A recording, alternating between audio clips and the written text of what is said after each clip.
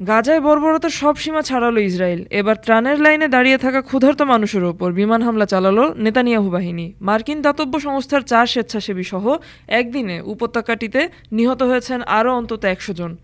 30 November Israeli বাহিনী উত্তর গাজার জাবালিয়া শরণার্থী শিবিরে ভয়াবহ হামলা চালিয়েছে।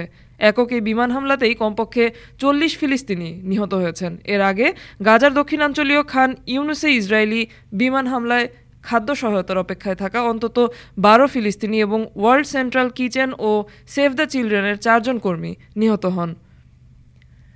গাজার স্বাস্থ্য মন্ত্রণালয় জানিয়েছে, এ নিয়ে গত বছরের অক্টোবর থেকে ইসরায়েলি হামলায় 44,382 জন ফিলিস্তিনি নিহত হয়েছেন।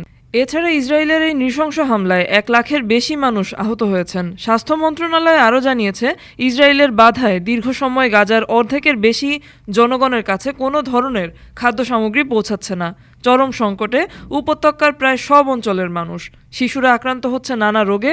এ অবস্থা চলতে থাকলে দুর্ভিক্ষ চরম আকার ধারণ করবে। এদিকে ইসরায়েলের বিরুদ্ধে উত্তর গাজায় নিষিদ্ধ থার্মোব্যারিক বোমা ব্যবহারের অভিযোগ এনেছে ফিলিস্তিনের স্বাধীনতাকামী সংগঠন হামাস। এটি এমন ধরনের বোমা যাতে কয়েক হাজার ডিগ্রির উচ্চ তাপ ও চাপে বাষ্পের মতো উবে যায় মানব শরীর। এমনকি আশেপাশে থাকলেও প্রচণ্ড শব্দ তরঙ্গে শরীরের ভেতরের সবকিছু চুরমার হয়ে যায়। ডেস্ক রিপোর্ট, আজ বার্তা, ঢাকা।